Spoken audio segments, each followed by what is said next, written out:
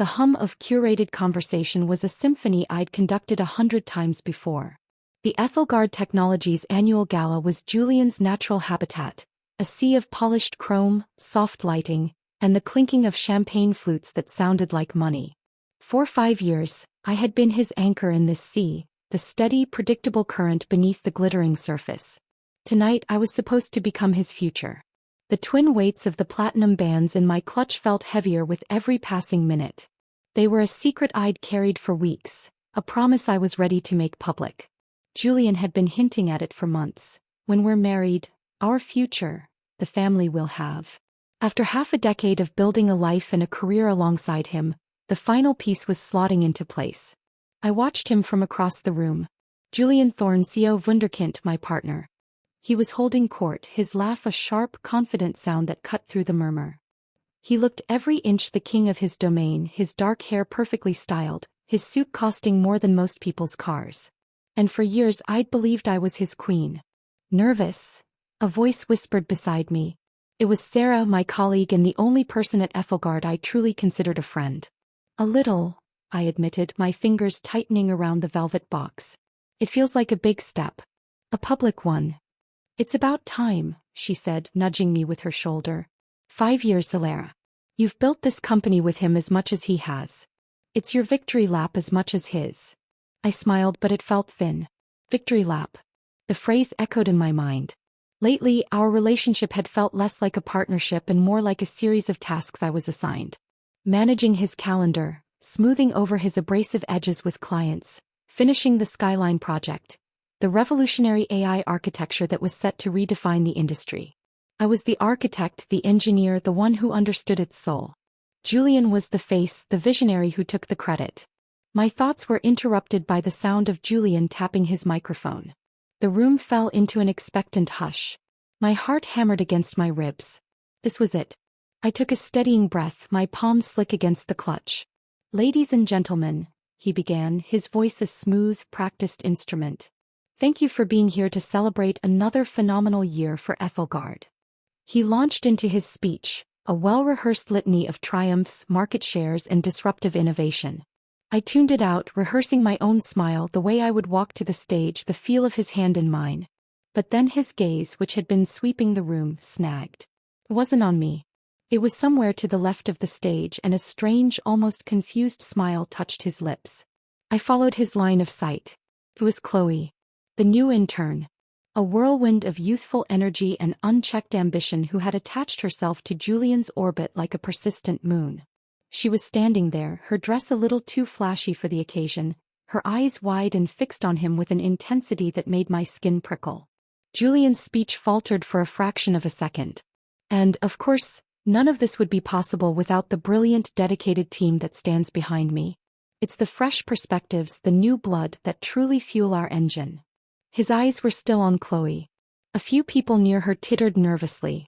In fact, Julian continued, his tone shifting into something more personal, more intimate. There are moments when a single person can change your entire perspective, make you see the world and your work in a completely new light. My blood ran cold. This wasn't in the script. This wasn't the preamble to a proposal. This was something else entirely. I saw Chloe take a tentative step forward, her lower lip trembling with what looked like staged emotion. Julian, I whispered, the sound lost in the tense silence of the room. He didn't hear me. He was lost in whatever narrative was unfolding in his own head. Sometimes, he said, his voice dropping, you find a connection so unexpected, so electric, that it challenges everything you thought you knew. Chloe was now at the foot of the stage, looking up at him like he was a rock star. The air was thick with second-hand embarrassment and morbid curiosity. I was frozen, a statue with a secret burning a hole in her purse. What is he doing? Sarah hissed in my ear, her voice laced with horror.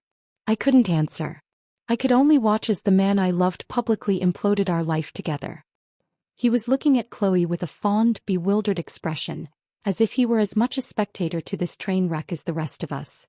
I think, Chloe said, her voice breathy and carrying perfectly in the silent hall, what Julian is trying to say is that the most important innovations aren't in technology, but in the heart. The silence that followed was absolute. You could have heard a pin drop on the plush carpet. 100 pairs of eyes flicked from Julian to Chloe and then, inevitably, to me. I felt their gazes like physical blows. The pity, the confusion, the schadenfreude. Julian, finally seeming to realize the chasm he'd opened, blinked. He looked from Chloe's hopeful, manipulative face to my horrified, frozen one. Panic flashed in his eyes. He had to fix this.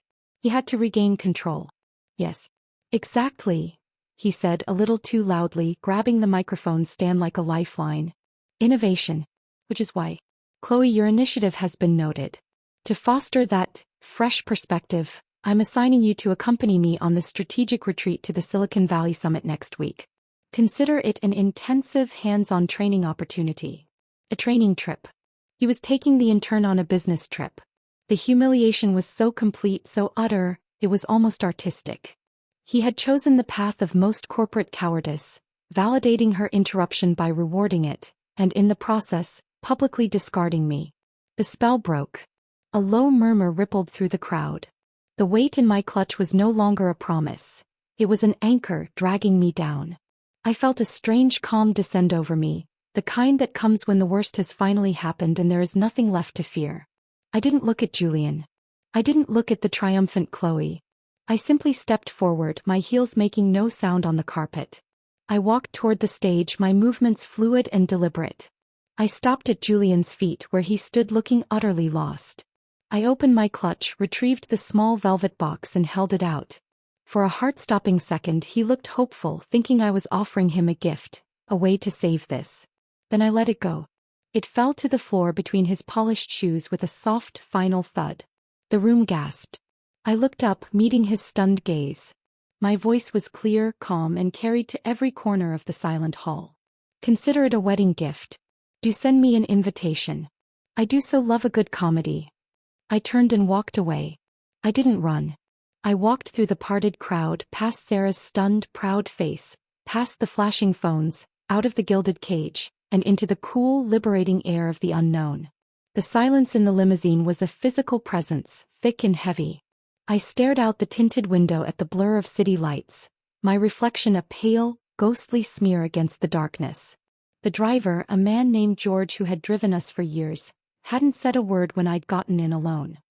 He just nodded, his eyes meeting mine in the rearview mirror with a quiet, unspoken sympathy that nearly broke me. The calm I had felt on stage, that icy, precise fury, was beginning to crack. In its place, a tremor started in my hands, a fine, vibrating shock that traveled up my arms and settled deep in my bones. 5 years. 5 years of my life, my love, my labor, had just been publicly invalidated for a fresh perspective. The words echoed in my head, a taunting mantra. My phone buzzed, a violent, angry vibration against the leather seat. Julian.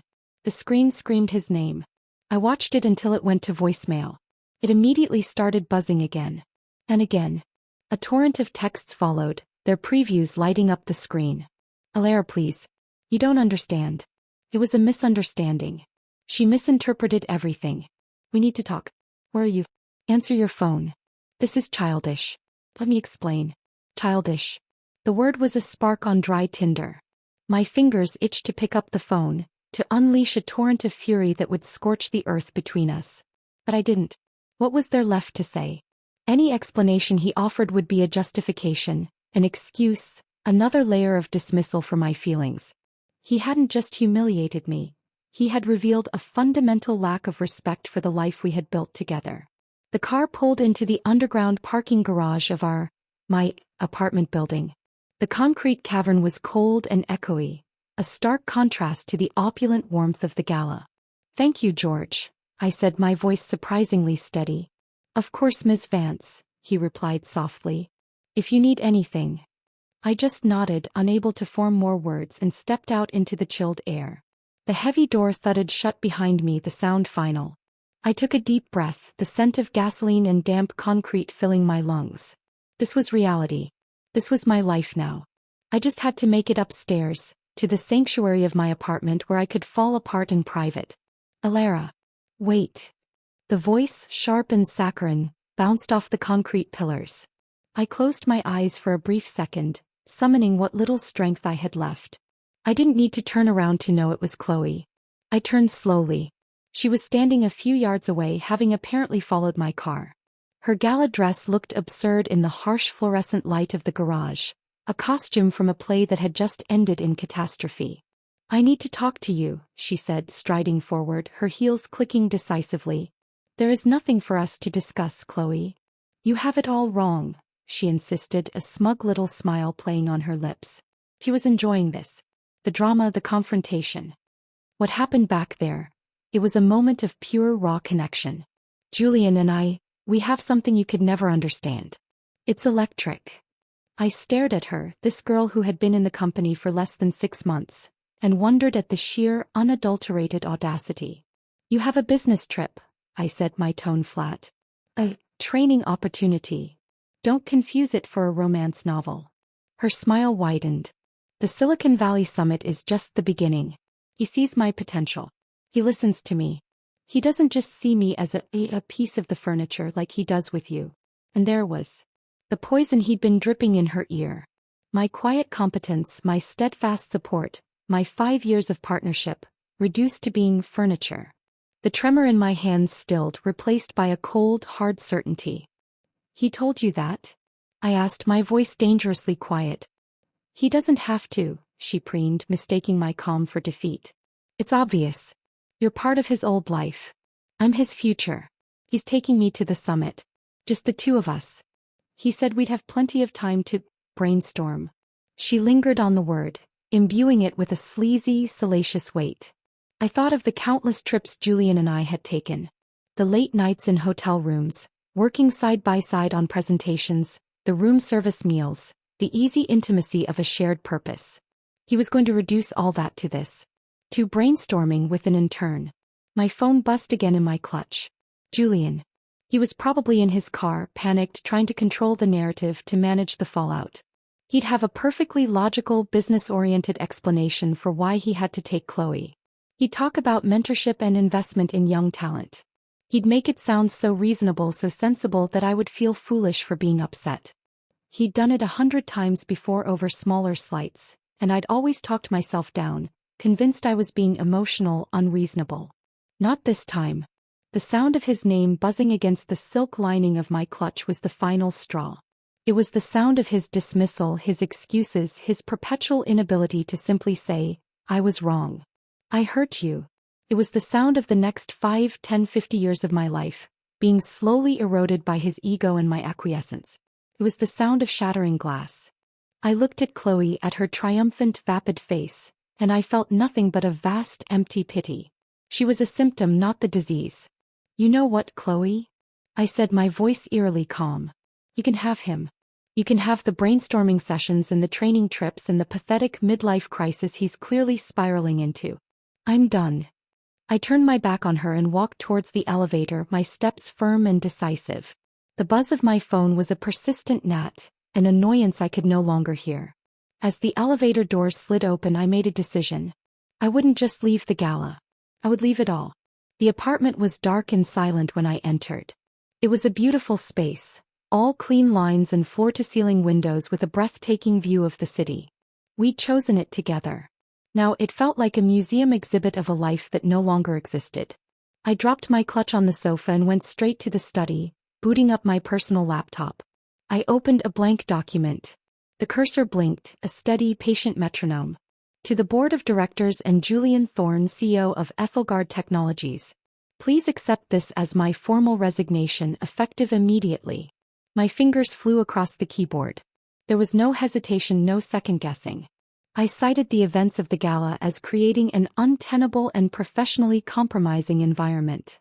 I was polite, professional, and utterly final. I did not mention the 5 years. I did not mention the love. I did not mention the betrayal. Those things were mine to keep and his to lose. I attached the letter to an email.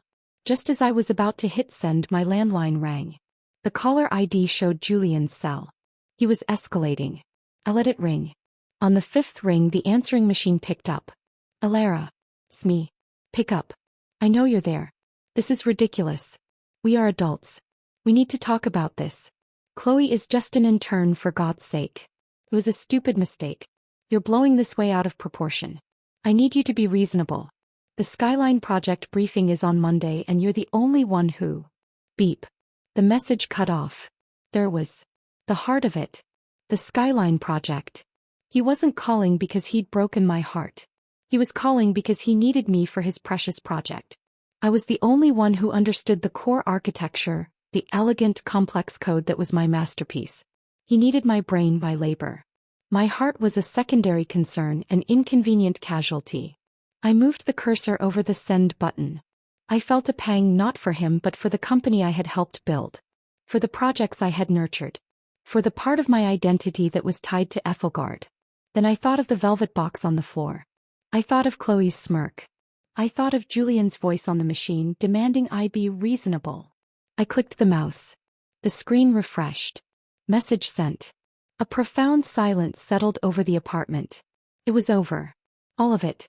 I stood up, walked to the window and looked out at the glittering city. For the first time in a very long time, I had no idea what tomorrow would bring. And the terrifying thing was, it felt like freedom. The silence after sending the resignation was a living thing. It pressed in on my eardrums, a stark contrast to the constant low-grade hum of anxiety that had been my soundtrack for years. The anxiety of keeping Julian happy, of meeting his impossible standards, of ensuring the company looked perfect. That hum was gone. In its place was a void, vast and terrifying but my own. I didn't sleep. I moved through the apartment on autopilot, a ghost in my own home. I poured a glass of wine but didn't drink it.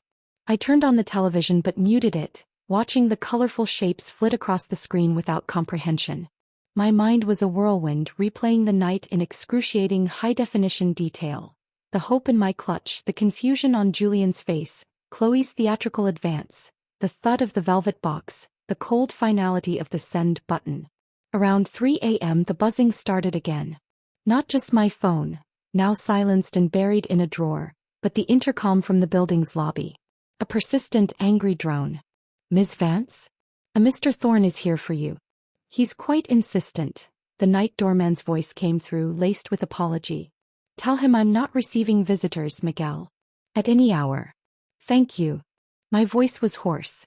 I heard a muffled argument, Julian's voice, sharp and entitled. She's my fiancée, for Christ's sake. Let me up. A few minutes later, my personal cell dug out from the drawer, lit up with a number I didn't recognize. The building's security line. I let it go to voicemail. The assault continued for what felt like an hour. The intercom, the security phone, the landline. He was a general laying siege to a castle that had already surrendered its crown jewels. He just didn't know it yet. Finally it stopped. The silence felt earned. I drew the blackout curtains in the bedroom, blocking out the city, and fell into a fitful, exhausted sleep just as the sky began to lighten. I awoke hours later to the sound of my landline ringing again. This time, it was a number from the Ethelgard executive floor. Not Julian's direct line. I picked up, my throat dry. Ilara. It was David Chin, the stoic, perpetually worried-looking head of HR. He sounded deeply uncomfortable. I received your email. I assumed you would, I said, my voice flat. Julian is here in my office. He's distressed. He's asking you to reconsider. He says it was a monumental misunderstanding. I'm sure he does, David. My decision is final. There was a rustling, and then Julian's voice was on the line, stripped of its usual polished confidence, raw and frantic. Ilara, baby, please. You can't do this. We need to talk. In person. Just let me come over. We can fix this. There's nothing to fix, Julian. The vase is shattered. You can't glue it back together and pretend it still holds water. Don't be so dramatic. It was a mistake. A stupid public mistake, I admit it. But it didn't mean anything. She's nothing. An intern. He was whispering, trying to keep his voice down from David. Then why reward her with a trip? Why humiliate me in front of everyone we know? The questions were out before I could stop them. I'd promised myself I wouldn't engage. Because I panicked, he hissed. What was I supposed to do? Fire her on the spot and look like a monster? This was damage control. For the company. I was thinking of our future. Our future. The words were ash in my mouth. You were thinking of your own ego, Julian. You always do. You couldn't stand looking foolish, so you made me look like a fool instead. The resignation stands. Ilara, listen to me. His voice dropped, becoming cold and pragmatic, the CEO voice he used in difficult negotiations. You are being emotional and short-sighted. The Skyline project is due for its first major investor briefing in 72 hours. You are the project lead. The core architecture is in your head. You can't just walk away. A cold fury ignited in my chest. Watch me. The non-compete clause in your contract has a 30-day garden leave clause which you insisted on, remember? To protect the company if I ever decided to leave. You said it was standard. I get 30 days paid leave and I am forbidden from working for a competitor for the duration. After that, I'm a free agent. Read your own contract, Julian. There was a stunned silence on the other end. He'd never imagined I would actually use it. He'd thought the threat alone would be enough to keep me in my place. Fine, he spat, the mask of the concerned partner fully gone, replaced by the cornered Sue. Take your 30 days. Sit at home and sulk. But you will not hand this project over to a competitor. I will see you in court before I let you sabotage Ethelgard. I have no intention of sabotaging anything. The project is yours. The code is documented. Good luck understanding it. This was a slight exaggeration. The code was brilliant but complex. It would take a senior engineer weeks, if not months, to fully grasp its nuances. Nuances I had designed. Your access has been revoked as of this moment, he said, his voice icy. Clear out your personal effects. I'll have security supervise. Of course. I'll be there in an hour. The line went dead. I sat on the edge of my bed, the receiver still in my hand, my heart pounding not with sadness, but with a fierce, defiant adrenaline. The battle lines were drawn. An hour later I walked into Ethelgard Towers for the last time. The air in the sleek modern lobby was different. People scurried past, their eyes darting towards me and then quickly away. The news had spread, mutating into a dozen different office gossip versions. I held my head high, my back straight. David Chin and a burly security guard were waiting for me at the entrance to the executive wing. Elara, David said, his face a mask of professional pity. This is standard procedure. I know the procedure, David, I said calmly. Let's be quick. My office, the one next to Julian's, felt like a crime scene. My plants were still healthy, the framed photo of us hiking in Patagonia was still on the desk. Felt like a lifetime ago. I moved efficiently, placing my personal mug, a few books, and the photo into a small cardboard box David provided. I left the expensive pen set Julian had given me. I left the company laptop on the desk. As I was placing the last book in the box, Julian's office door opened. He stood there, leaning against the doorframe, trying to look nonchalant but failing miserably. His eyes were bloodshot, his tie was loose. He looked like he hadn't slept. Feeling better after your little tantrum? He asked, his voice dripping with a false bravado. I didn't look at him. I picked up the box. I'll have my lawyer contact you about the final settlement and my stock options. Your project is in good hands, you know, he said, a nasty edge to his voice. I'm promoting Chloe. She's bright, she's eager to learn. She'll be taking over the Skyline briefing. I finally turned to look at him. I let a slow, genuine smile spread across my face. It wasn't a happy smile. It was a smile of pure, unadulterated revelation. He was even more of a fool than I had thought. Wonderful, I said, my tone sweet. I'm sure her fresh perspective will be just what the project needs. Best of luck to you both. The confusion and fury that flashed across his face were more satisfying than any scream I could have unleashed.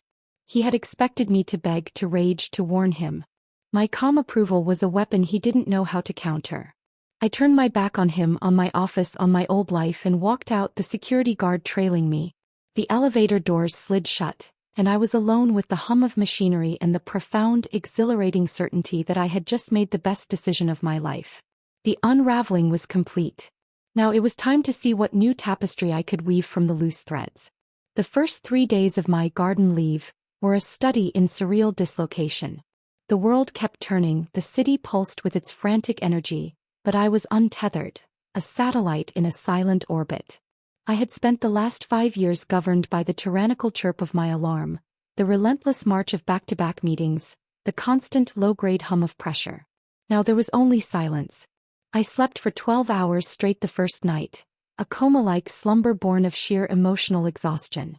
When I woke, the sun was high, and for a disorienting moment I felt a lurch of panic. I was late for something. Then the memory of the gala, the resignation, the empty box washed over me, and the panic was replaced by a heavy, leaden calm. There was nowhere I had to be. No one I had to be for. I ignored the world. My phone remained off, buried in a drawer. I let the landline go to voicemail, listening with detached curiosity as the messages piled up.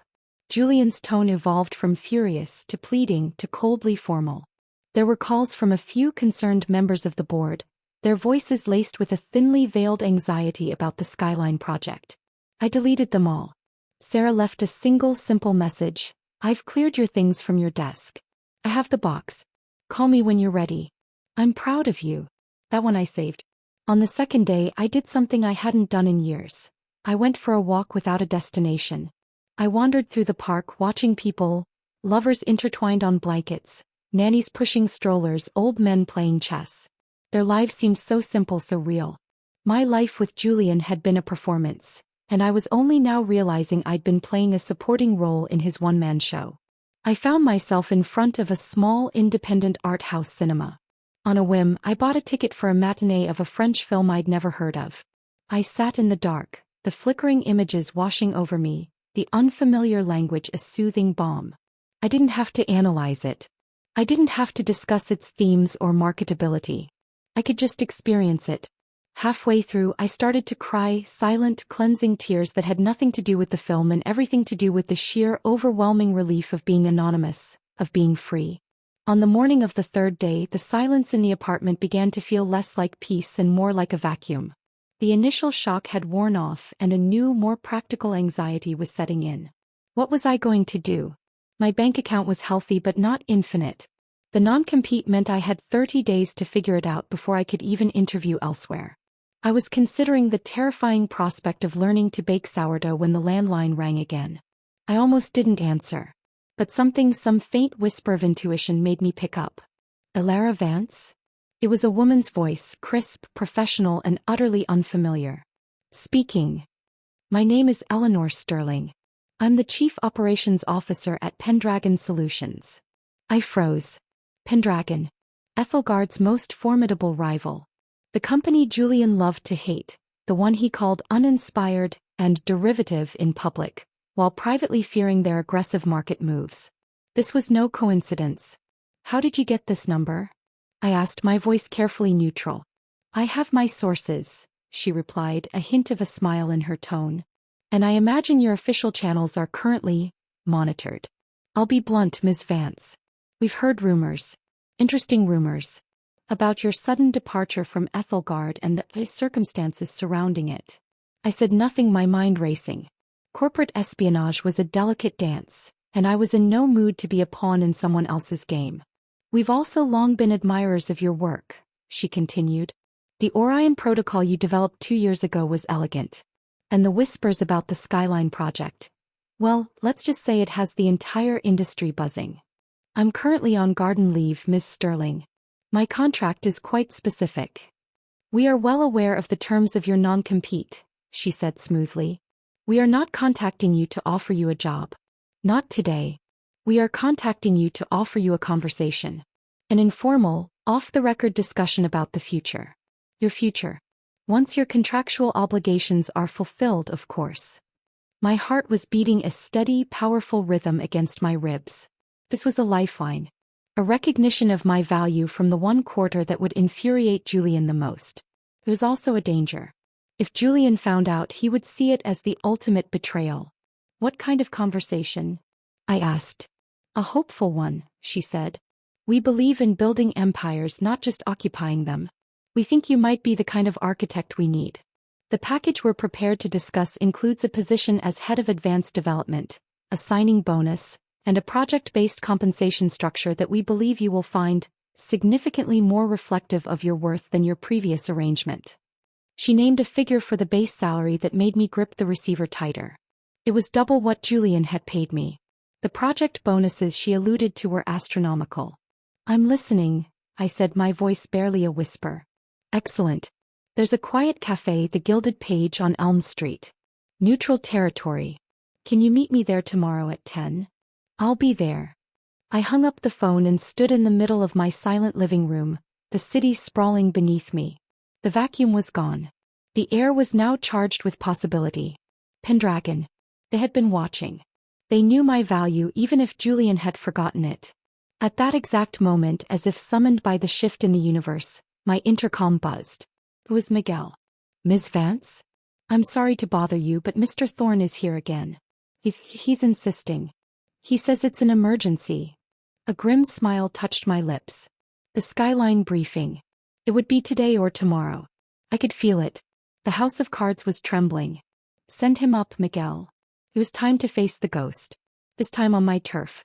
A few minutes later, a sharp rap on the door. I opened it. Julian stood there, but it wasn't the arrogant CEO from the gala or the frantic man from the phone. This was a different Julian. His expensive suit was rumpled, his hair was a mess, and there was a wild, desperate look in his eyes that I had never seen before. The stench of stale coffee and pure panic clung to him. Elara, he breathed, his voice ragged. Thank God. You have to come back. He stood in my doorway, a shattered monument to his own hubris. The impeccable Julian Thorne was gone, replaced by this hollowed-out, desperate man. For a fleeting second the old programming kicked in, the instinct to soothe, to fix, to manage his chaos. I smothered it. Come back. I repeated, my voice dangerously calm. I didn't move to let him in. Back to what, Julian? My old office? My old life as your... What was it Chloe called it? Your furniture. He flinched as if I'd struck him. Don't, he pleaded, running a hand through his already disheveled hair. Don't do this. You have to understand. The briefing, it was a disaster. A complete and utter catastrophe. A cold, quiet satisfaction settled in my chest. I had known it would be. I had built Skyline from a whisper of an idea into a technological marvel. Its core architecture was a thing of beauty and complexity. A series of interlocking algorithms that required an intuitive understanding of the entire system.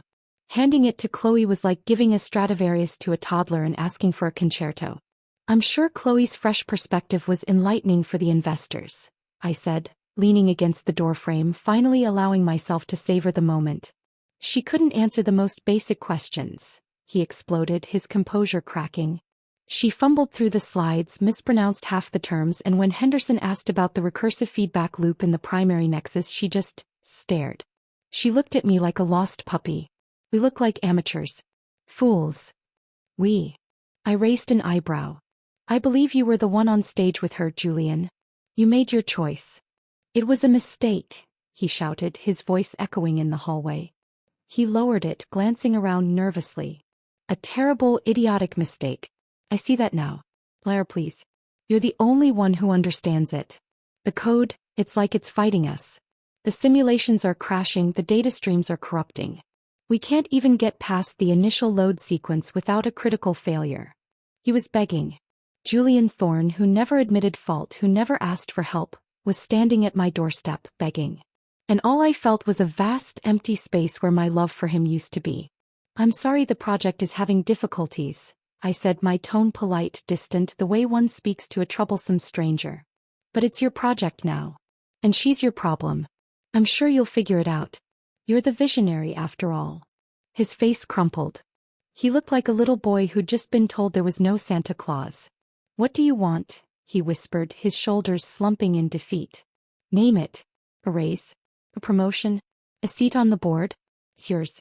Just come back. Fix this. He still didn't get it. He thought this was a negotiation. A transaction. He believed every relationship, every loyalty had a price. I don't want your money, Julian. I don't want a title. I don't want a seat at your table. I looked him directly in the eye, my gaze steady and clear. I'm tired. I'm tired of your excuses. I'm tired of you dismissing my feelings. I'm tired of you taking me and my work for granted for 5 years. Our relationship, professional and personal, is over. There is no price you can pay to change that. The finality in my voice seemed to physically wound him. He took a stumbling step back. So that's it? You just let it all burn? The company we built? Everything we worked for? You lit the match, Julian, I said softly. You enjoy the warmth. I began to close the door. Wait. He shoved his foot in the doorway, a last desperate act. I love you, Alara. I was a fool. I was trying to make you jealous, to get a reaction out of you. Things had gotten so stale. I missed the fire. His confession hung in the air, pathetic and revealing. He hadn't been swept away by a connection with Chloe. He'd orchestrated a humiliating public spectacle because he was bored. Because he missed the fire. The sheer, breathtaking selfishness of it was almost impressive. I looked at him, at the man I had once planned to build a life with, and I felt nothing but a profound, bone-deep pity. It's too late, I said, my voice devoid of all emotion. The fire's gone out. I closed the door. There was no force behind it, just a quiet, irrevocable click. I stood there listening. I heard a choked, ragged sound from the other side, something between a sob and a curse. Then the sound of his footsteps, heavy and defeated, retreating down the hall. I leaned my forehead against the cool wood of the door, my entire body trembling. It wasn't with sadness. It was with release. The final cord had been cut. The Gilded Page was exactly what its name suggested. A quiet, book-lined sanctuary that smelled of old paper and rich coffee. I spotted Eleanor Sterling immediately. She was a woman in her late 50s with sharp, intelligent eyes and a no-nonsense silver bob. She sat at a corner table, 2 steaming cups of tea already waiting. "Alara," she said, standing and offering a firm, dry handshake. "Thank you for coming." "Thank you for the invitation," I replied, taking a seat. We sized each other up for a moment over the rims of our cups. She was assessing my mettle and I was assessing her honesty. "I'll dispense with the pleasantries," she began. "We know about the Skyline briefing disaster. The industry gossip mill is exceptionally efficient. It confirms what we suspected. Ethelgard's golden boy is nothing without his architect. And we want that architect." "Julian provided the vision," I said, a reflexive old habit defense. "Vision is cheap," she countered dismissively. "Execution is everything. We've seen your work. It's not just competent, it's inspired. You don't just build systems, you build ecosystems. That's what we need at Pendragon. We're not looking for a cog. We're looking for a new engine." She slid a slim tablet across the table. On it was a formal offer letter. The numbers were even more staggering than she had hinted at on the phone. The base salary, the signing bonus, the project-based equity. It was more than a job offer. It was a validation of my entire worth, quantified in a way that was impossible to ignore. "The title is Head of Advanced Development," she said. "You would report directly to me. You'll have your own team, your own budget, and the freedom to pursue the projects you believe in. Your first project would be to build your version of Skyline. A better version. We have the resources. We just need the mind." I stared at the numbers, my heart thumping. This was more than an escape route. This was a throne. It was power, autonomy, and respect, all handed to me on a silver platter. "There will be backlash," I said, looking up at her. "Julian will see it as a declaration of war." Eleanor Sterling's lips curved into a small, cold smile. "My dear," she said, her voice dropping to a conspiratorial whisper. "It is." I picked up the stylus attached to the tablet. There was no hesitation. I signed my name at the bottom of the screen with a flourish I didn't know I possessed. Alara Vance. It was no longer just my name. It was a signature on a declaration of independence. Eleanor's smile widened. "Welcome to Pendragon Solutions, Alara. We've been waiting for you." As I shook her hand, I felt the first solid threads of my new life weaving themselves together. I was no longer the jilted fiancé or the scorned employee. I was the architect of my own fate, and I was just beginning to build. The 30 days of my garden leave passed not as a punishment but as a cocoon. I used the time. I read books that had nothing to do with code. I went to museums and stood in front of paintings until I understood the shape of the artist's anger or joy. I deleted every photo of Julian and me from my cloud storage, not in a fit of pique, but with the methodical finality of an archivist clearing out irrelevant data. The past was a country I had emigrated from. The morning my non-compete expired, I walked into the sleek, soaring lobby of Pendragon Solutions. The architecture was different from Ethelgard's cold minimalism. It was warmer, with natural wood and living green walls, but there was no mistaking its power. It felt alive, humming with a purpose I was now a part of. Eleanor Sterling met me herself. "Your team is assembled in the Genesis lab," she said, leading me to a private elevator. "They're the best we have. They've been briefed. They're yours. The doors opened onto a breathtaking circular workspace with a 360-degree view of the city. A dozen people sat at state-of-the-art terminals, their faces a mix of curiosity and anticipation. They were my team. My responsibility. Everyone, Eleanor said, her voice cutting through the soft chatter. This is Alara Vance, your new director. What she says goes. Give her everything she needs.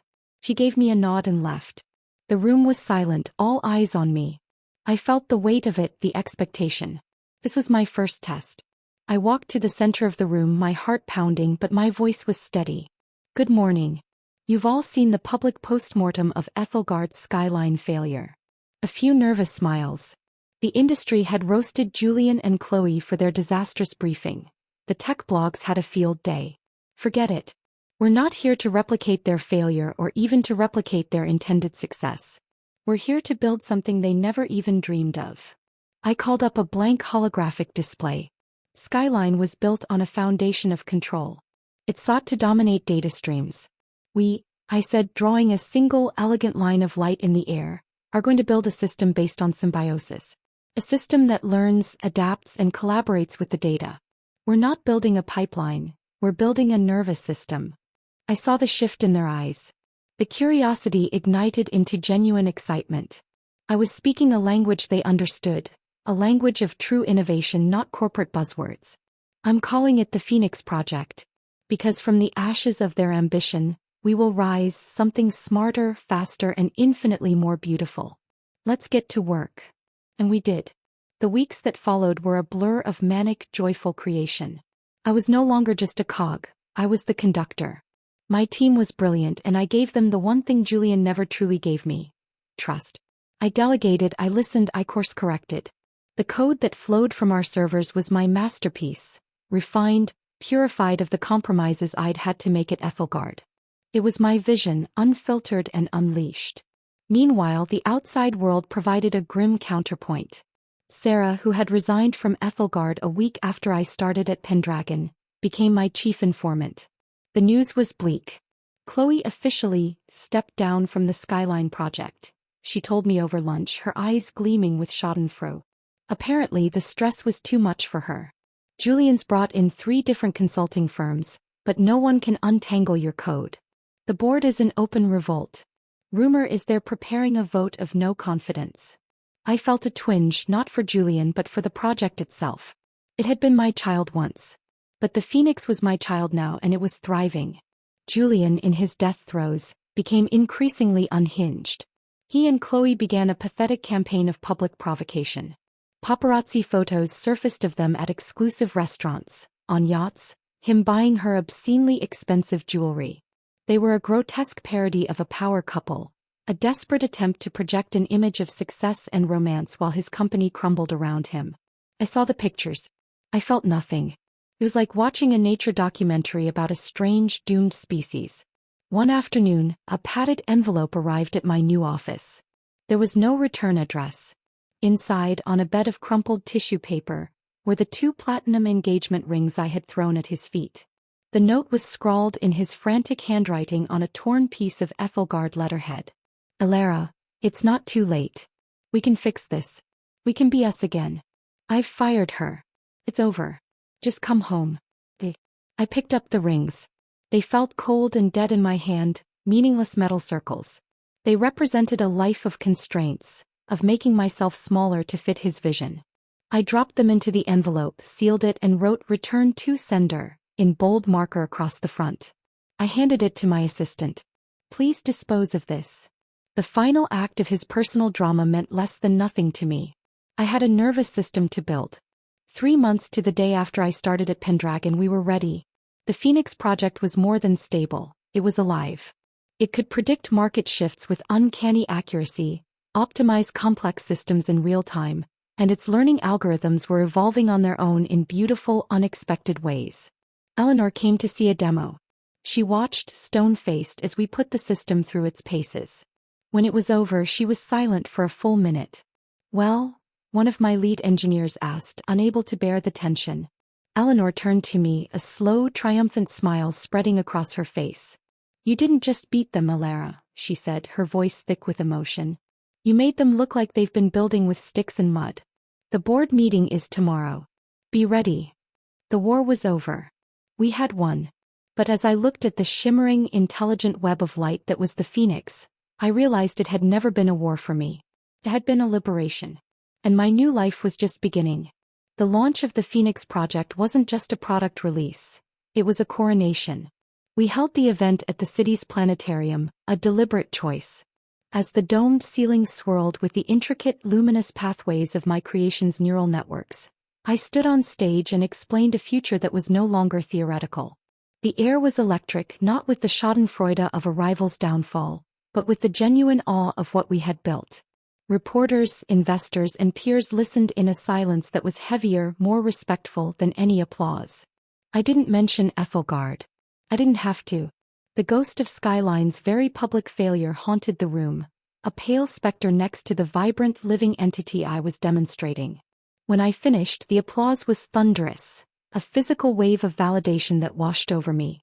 Eleanor, standing in the wings, gave me a single sharp nod of approval.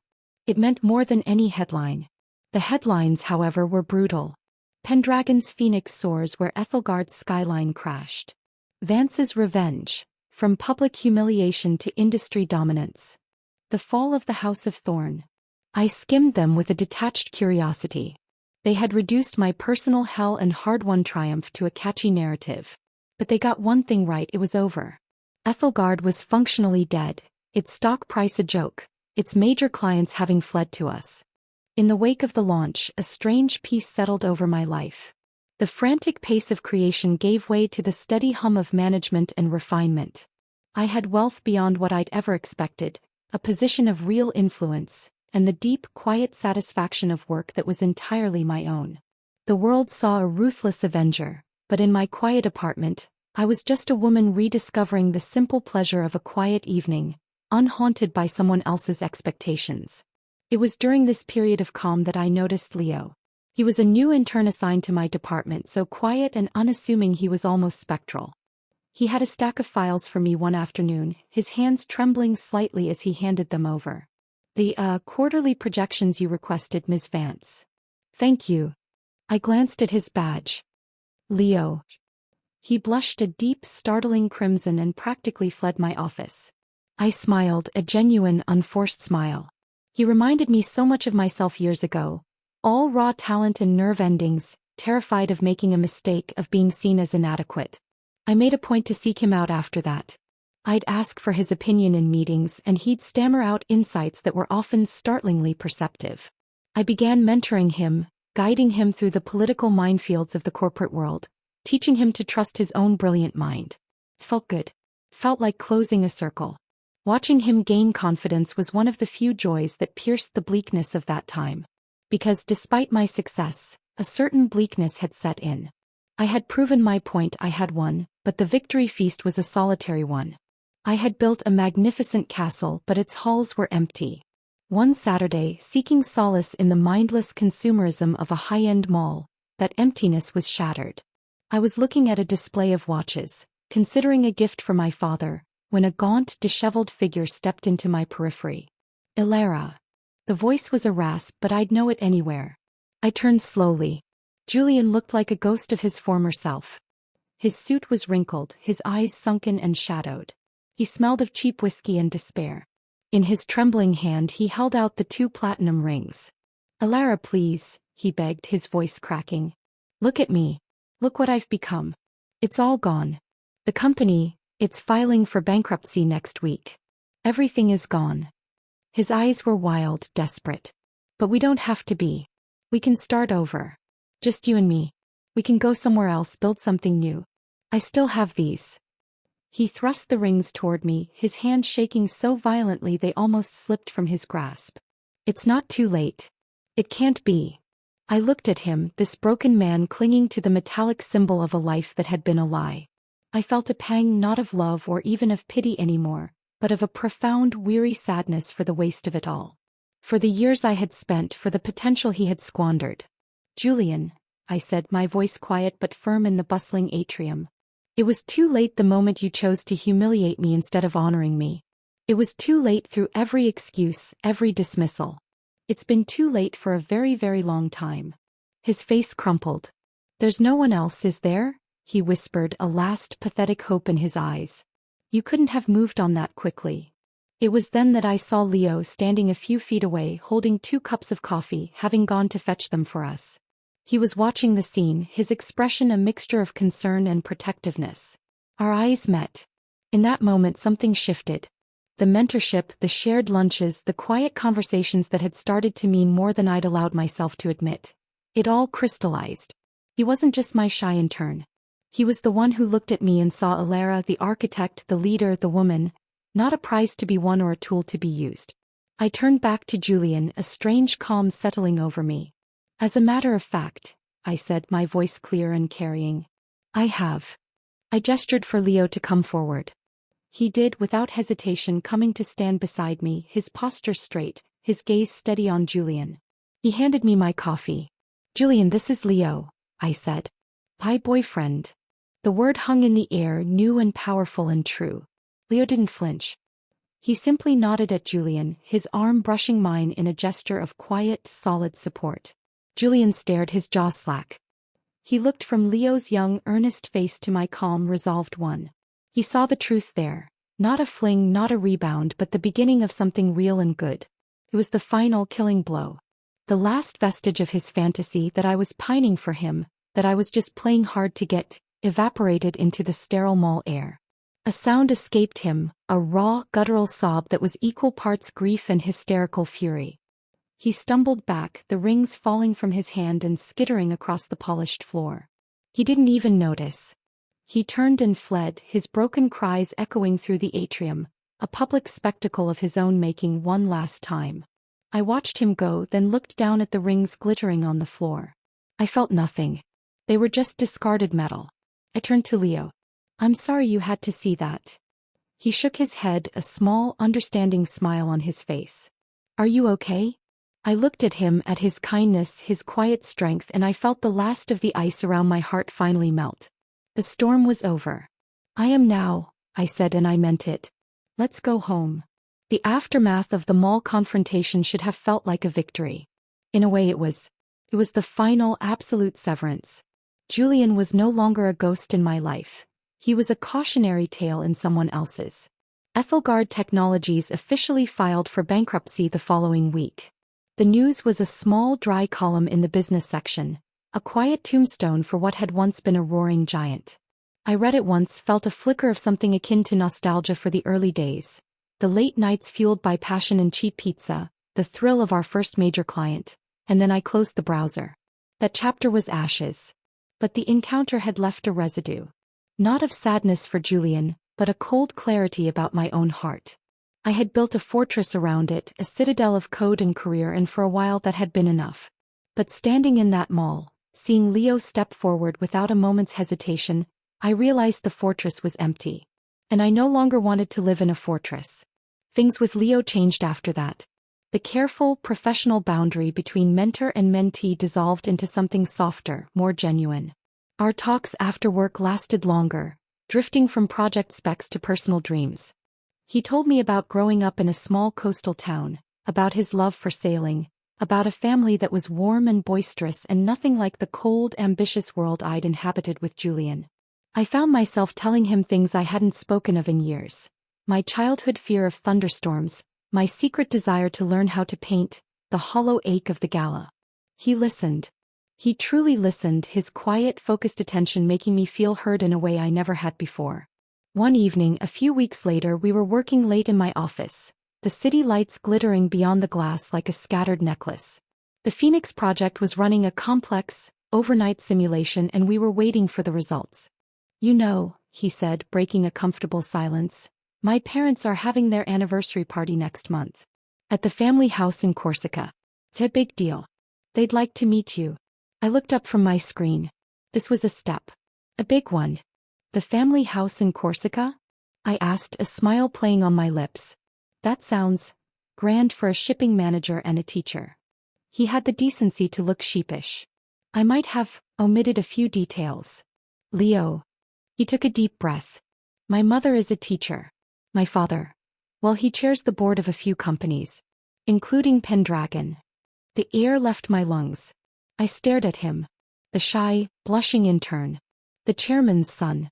The pieces tumbled into place. His innate, unshakable confidence beneath the shyness, his intuitive understanding of high-stakes business, the way Eleanor Sterling had personally greenlit his internship in my department. You're Alexander Pendragon's son? I finally managed, the name of the legendary, notoriously private founder of the company hanging between us. I prefer Leo, he said softly, his eyes searching mine, worried. I didn't tell you because I didn't want this. I didn't want the assumptions, the pressure. I just wanted to be judged on my own work. To be near you for who you are, not for who my father is. And in that moment, any flicker of doubt was extinguished. He wasn't a spoiled heir slumming it. He was a man who valued his own identity above his inheritance. He was the exact opposite of everything Julian represented. I started to laugh, a real relieved, joyful laugh. So, when you offered to fetch coffee that day in the mall, I was fetching coffee for the woman I was falling in love with, he said, his gaze steady, his own smile finally breaking through. The fact that she was also terrifying my father's biggest rival was just a bonus. I stood up and walked around the desk. I took his face in my hands. You are full of surprises, Leo Pendragon. Is that a yes? To Corsica? It's a yes, I said, and I kissed him. Corsica was not what I expected. The family house was a beautiful sun-bleached villa perched on a cliff overlooking the Mediterranean, but it was warm and lived in, filled with the sound of laughter and clattering pots from the kitchen. Alexander Pendragon was not a corporate titan, but a jovial, bear-like man with Leo's same kind eyes, who grilled fish on a patio and proudly showed me his vineyard. His wife, Clara, pulled me into a hug the moment I arrived and insisted I call her by her first name. I was not the jilted woman from the scandalous headlines. I was not the ruthless architect who had crushed a rival. I was just Alara, Leo's girlfriend, and they welcomed me into their constellation without a second thought. It was on our last night, watching the sun dip into the sea, its fiery path painting the water in hues of gold and violet, that Leo turned to me. This feels like a beginning, he said, his hand warm in mine. It does, I agreed, leaning my head on his shoulder. Let's make it one, he whispered. He didn't get down on one knee. There was no velvet box. He just looked at me, his heart in his eyes, and asked the simplest, most profound question. Alara, will you marry me? And my answer was just as simple. Yes. Our wedding was small, on a remote beach in Santorini, a destination chosen for its stark, beautiful contrast to the gilded cage of my past. The guest list was tiny, Leo's family, Sarah, and a few close friends from my new life. I wore a simple flowing dress the color of sea foam, and my feet were bare in the sand. As I walked towards Leo, who stood waiting under a simple arch of olive branches, I thought of my journey. The humiliation, the resignation, the long nights building the phoenix, the shocking quiet of success, and the gentle, unwavering love of the man now smiling at me with tears in his eyes. I had not just survived, I had been remade. We said our vows as the Aegean wind whispered secrets to the shore. There were no rings to exchange. We had chosen instead to have a local artist engrave our vows on a single smooth stone we found on that very beach, a token of a love that was solid, real, and of this earth. Later, as we danced under a blanket of stars, Sarah squeezed my hand. You did it, Alara. You got everything. I looked over at Leo, laughing with his mother, then out at the infinite, dark sea. The past was a distant shore, now too far away to see. Not everything, I said, smiling. Just the things that actually matter. The music swelled, and in my husband's arms, surrounded by a love that asked nothing of me but to be myself, I finally truly came home. The end.